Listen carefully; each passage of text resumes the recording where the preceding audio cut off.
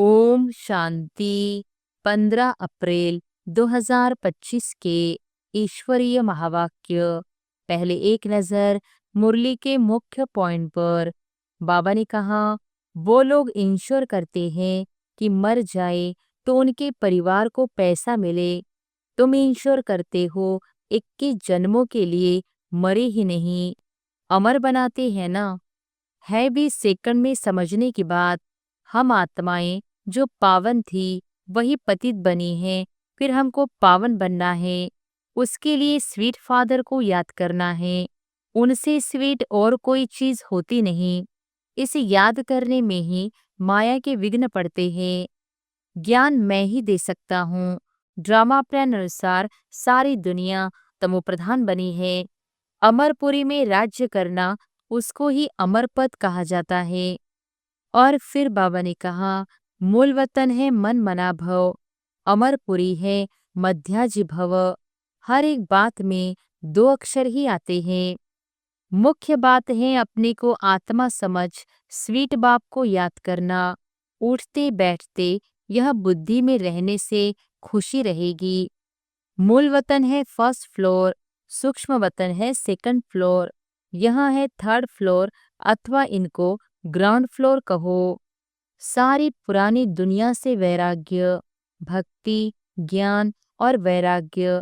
भक्ति के बाद है ज्ञान, फिर भक्ति का वैराग्य हो जाता।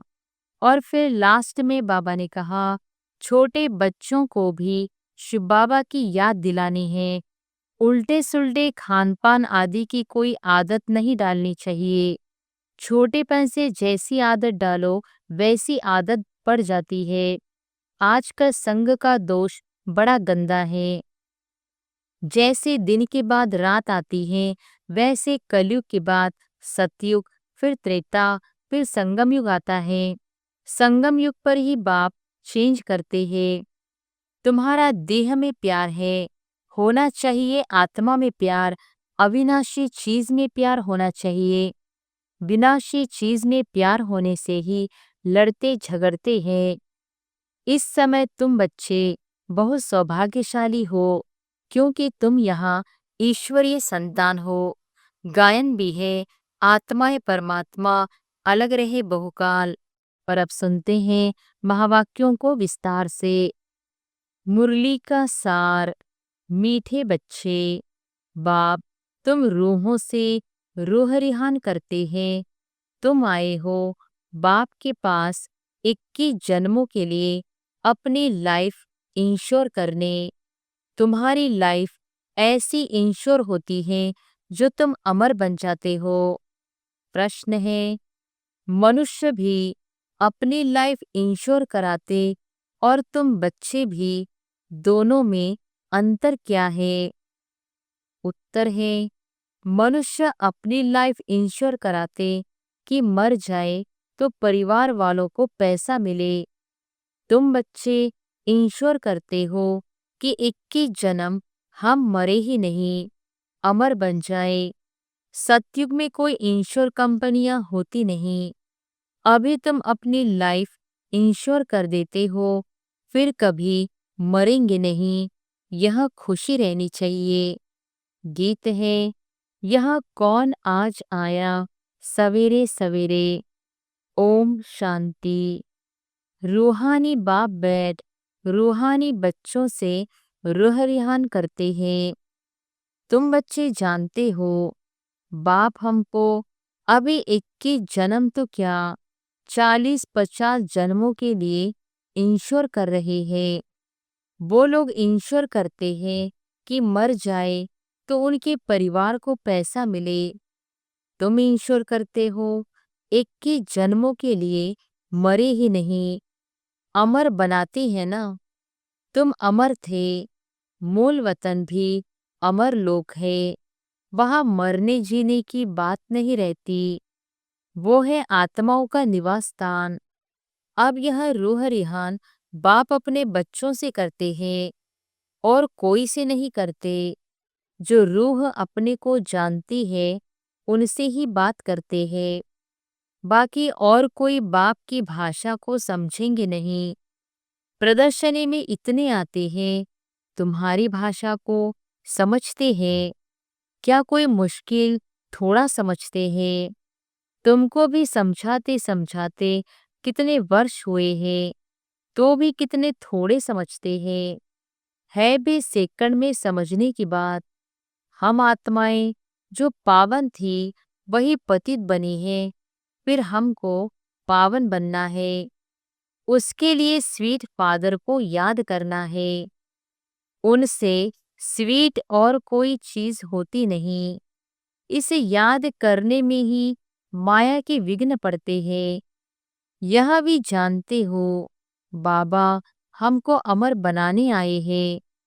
पुरुषार्थ कर अमर बन, अमरपुरी का मालिक बनना है। अमर तो सब बनेंगे। सत्य को कहा ही जाता है अमर लोक।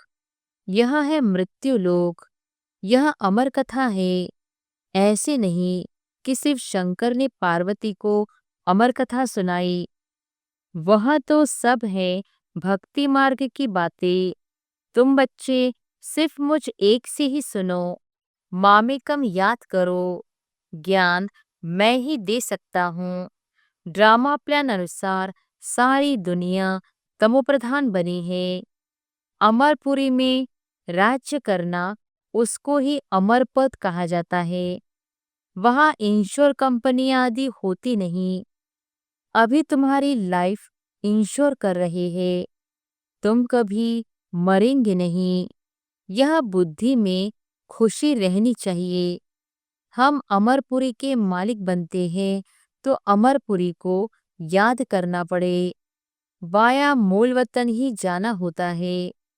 यह भी मन मनाभव हो जाता। मूल वतन है मन मनाभव। अमरपुरी है मध्याजी भव। हर एक बात में दो अक्षर ही आते हैं। तुमको कितने प्रकार से अर्थ समझाते हैं तो बुद्धि में बैठे। सबसे जास्ती मेहनत है ही इसमें अपने को आत्मा निश्चय करना है। हम आत्मा ने यह जन्म लिया है। 84 जन्म में भिन्न भिन्न नाभ रूप देश काल फिरते आए हैं। सतयुग में इतने जन्म, त्रेता में इतने, बहुत बच्चे भूल जाते हैं।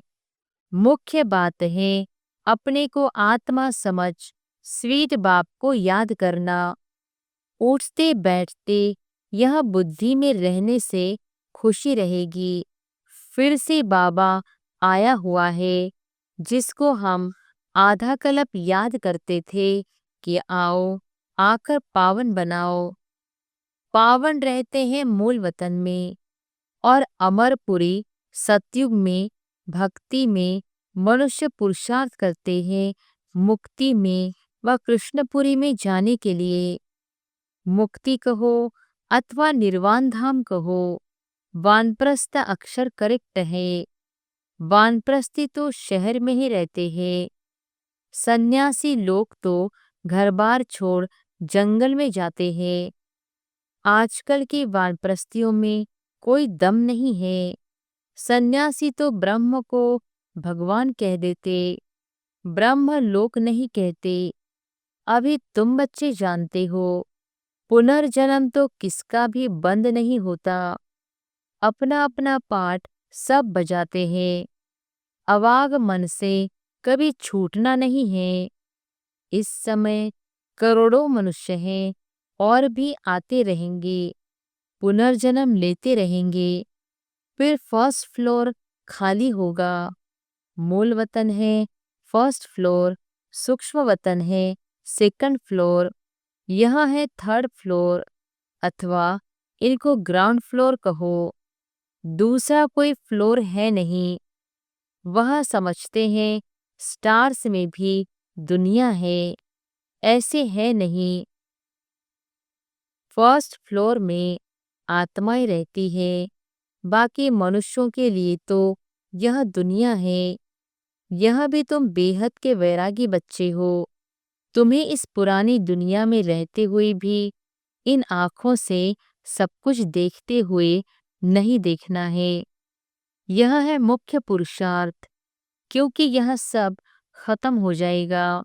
कि संसार बना ही नहीं है, बना हुआ है, परंतु उनसे वैराग्य हो जाता, अर्थात सारी पुरानी दुनिया से वैराग्य। भक्ति, ज्ञान और वैराग्य। भक्ति के बाद है ज्ञान, फिर भक्ति का वैराग्य हो जाता। बुद्धि से समझते हो कि यह पुरानी दुनिया है, यह हमारा अंतिम जन्म है, अभी सबको वापिस जाना है। छोटे बच्चों को भी शिव बाबा की याद दिलानी है। उल्टे सुल्टे खान पान आदि की कोई आदत नहीं डालनी चाहिए। छोटेपन से जैसी आदत डालो वैसी आदत पड़ जाती है। आजकल संग का दोष बड़ा गंदा है। संग तारे कुसंग बोरे, यह विषय सागर वैशाल्य है। सत्य तो एक ही परमपिता परमात्मा है, गॉड इज वन कहा जाता है। वह आकर सत्य बात समझाते हैं। बाप कहते हैं, रूहानी बच्चों, मैं तुम्हारा बाप तुमसे रूह रिहान कर रहा हूँ। मुझे तुम बुलाते हो ना। वही ज्ञान का सागर पतित पावन है, नई सृष्टि का रचयिता है, पुराने सृष्टि का विनाश कराते हैं। यह त्रिमूर्ति तो प्रसिद्ध है। ऊंचते ऊंचे है शिव, अच्छा, वे सूक्ष्म वतन में है ब्रह्मा विष्णु शंकर, उन्हों का साक्षात्कार भी होता है, क्योंकि पवित्र है ना। उन्हों को चैतन्य में इन आँखों से देख नहीं सकते, बहुत नौदा भक्ति से देख सकते हैं। समझो, कोई हनुमान का भक्त होगा तो उनका साक्षात्कार होगा। शिव के भक्त को तो झूठ बताया गया है कि परमात्मा अखंड ज्योति स्वरूप है। बाप कहते हैं, मैं तो इतनी छोटी सी बिंदी हूँ। वह कहते अखंड ज्योति स्वरूप। अर्जुन को दिखाया, उसने कहा, बस मैं सहन नहीं कर सकता हूँ। उनको दीदार हुआ। यह गीता में लिखा हुआ है। मनुष्य समझते हैं अखंड ज्योति का साक्षात्कार हुआ। अब बाप कहते हैं, यह सब भक्ति मार्ग की बातें दिल खुश करने की है।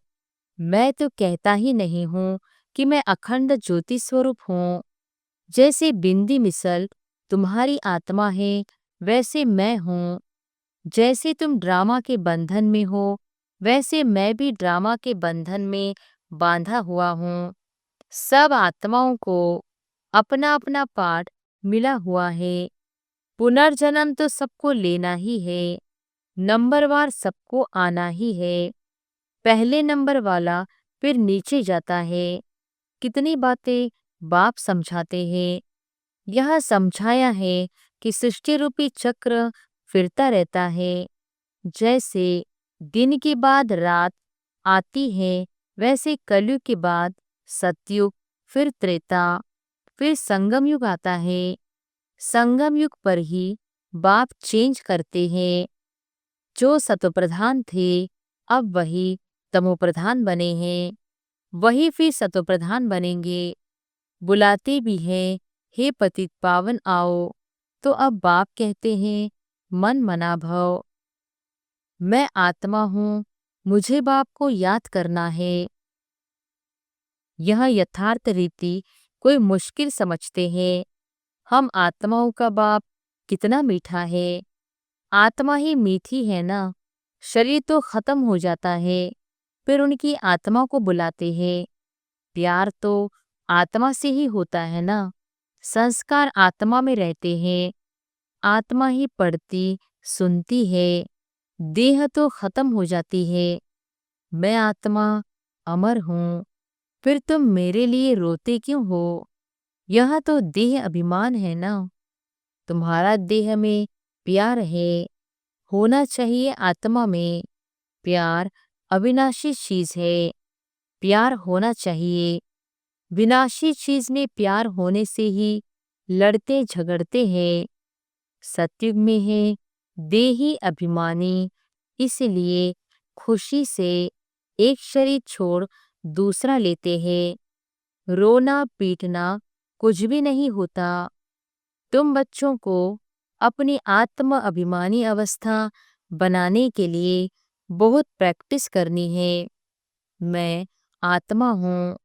अपने भाई आत्मा को बाप का संदेश सुनाता हूँ। हमारा भाई इन ऑर्गन्स द्वारा सुनता है। ऐसी अवस्था जमाओ।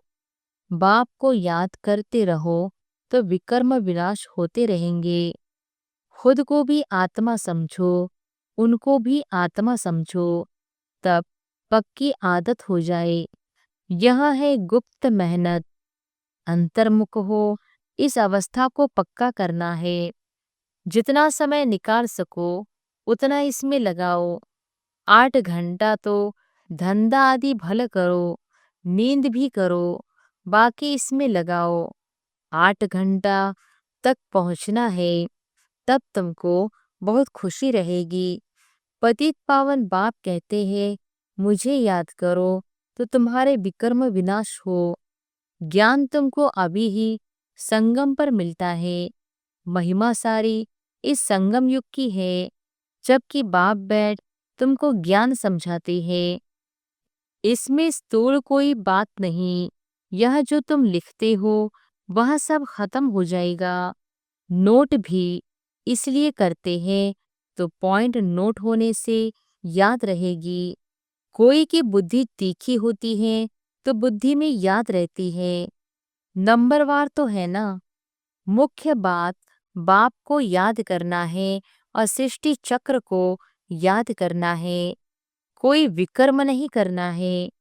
गृहस्थ व्यवहार में भी रहना है, पवित्र जरूर बनना है। कई गंदे ख्यालात वाले बच्चे समझते हैं हमको यह फलानी बहुत अच्छी लगती है, इनसे हम गंधर्व विवाह कर ले। परंतु यह गंधर्व विवाह तो तब कराते हैं जबकि मित्र संबंधी आदि बहुत तंग करते हैं, तो उनको बचाने लिए। ऐसे थोड़ी सब कहेंगे हम गंधर्व विवाह करेंगे, वह कभी रह नहीं सकेंगे। पहले दिन ही जाकर गटर में पड़ेंगे। नाम रूप में दिल लग जाती है, यह तो बड़ी खराब बात है। गंधर्व विवाह करना कोई मासी का घर नहीं है। एक दो से दिल लगी तो कह देते गंधर्व विवाह करे। इसमें संबंधियों को बड़ा खबरदार रहना चाहिए। समझना चाहिए यह बच्चे काम के नहीं। जिससे दिल लगी है उससे हटा देना चाहिए, नहीं तो बातें करते रहेंगे। इस सभा में बड़ी खबरदारी रखनी होती है। आगे चल बड़े कायदे से सभा लगेगी। ऐसे ऐसे ख्यालात वाले को आने नहीं देंगे। जो बच्चे रूहानी सर्विस पर तत्पर रहते हैं, जो योग में रहकर सर्विस करते हैं, वही सतयुगी राजधानी स्थापन करने में मददगार बनते हैं। सर्विसेबल बच्चों को बाप का डायरेक्शन है। आराम हराम है। जो बहुत सर्विस करते हैं वह जरूर राजा रानी बनेंगे। जो मेहनत करते हैं, आप समान बनाते हैं, उनमें ताकत भी रहती है। स्थापना तो ड्रामानुसार होना ही है। अच्छी रीति सब पॉइंट्स धारण कर फिर सर्विस में लग जाना चाहिए। आराम भी हराम है, सर्विस ही सर्विस, तब ऊंच पद पाएंगे। बादल आए और रिफ्रेश होकर गए। सर्विस पर सर्विस तो तुम्हारी बहुत निकलेगी। किस्म किस्म के चित्र निकलेंगे जो मनुष्य झट समझ जाए। यह चित्र आदि भी इम्प्रूव होते जाएंगे। इसमें भी जो हमारे ब्राह्मण कुल के होंगे वह अच्छी रीति समझेंगे। समझाने वाले भी अच्छे हैं तो कुछ समझेंगे। जो अच्छी रीति धारणा करते हैं, बाप को याद करते हैं, उनके चेहरे से ही मालूम पड़ जाता है बाबा हम तो आपसे पूरा वर्षा लेंगे, तो उनके अंदर खुशी के ढोल बजते रहेंगे। सर्विस का बहुत शौक होगा। रिफ्रेश हुए और यहाँ भागे। सर्विस के लिए हर एक सेंटर से बहुत तैयार होने चाहिए। तुम्हारी सर्विस तो बहुत फैलती जाएगी। तुम्हारे साथ मिलते जाएंगे। आखिर एक दिन सन्यासी भी आएंगे। अभी तो उन्हों के राजा ही है। उन्हों के पैरों पर पड़ते हैं, पूछते हैं। बाप कहते हैं, यह भूत पूजा है। मेरे तो पैर है नहीं, इसे पूजने भी नहीं देंगे। मैंने तो यह तन लोन लिया है, इसलिए इनको भाग्यशाली रथ कहा जाता है। इस समय तुम बच्चे बहुत सौभाग्यशाली हो, क्योंकि तुम यहाँ ईश्वरीय संतान हो। गायन भी है, आत्माएं परमात्मा अलग रहे बहुकाल। तो जो बहुत काल से अलग रहे हैं वही आते हैं, उनको ही आकर पढ़ाता हूँ। श्री कृष्ण का यह अंतिम जन्म है, इसलिए नाम भी इस एक का श्याम सुंदर पड़ा है। शिव का तो किसी को पता नहीं है कि क्या चीज है। यह बात बाप ही आकर समझाते हैं। मैं हूँ परमात्मा, परमधाम में रहने वाला हूँ। तुम भी वहां के रहने वाले हो। मैं सुप्रीम पतित पावन हूँ। तुम अभी ईश्वरीय बुद्धि वाले बने हो। ईश्वर की बुद्धि में जो ज्ञान है वह तुमको सुना रहे हैं। सतयुग में भक्ति की बात नहीं होती। यह ज्ञान तुमको अभी मिल रहा है। अच्छा, मीठे मीठे सिकिलधे बच्चों प्रति माता पिता बाप दादा का याद प्यार और गुड मॉर्निंग। रूहानी बाप की रूहानी बच्चों को नमस्ते। धारणा के लिए मुख्य सार। पहली पॉइंट, अंतर्मुखी होकर अपनी अवस्था को जमाना है। अभ्यास करना है। मैं आत्मा हूँ। अपने भाई आत्मा को बाप का संदेश देता हूँ। ऐसा आत्म अभिमानी बनने की गुप्त मेहनत करनी है। दूसरी पॉइंट, रूहानी सर्विस का शौक रखना है। आप समान बनाने की मेहनत करनी है।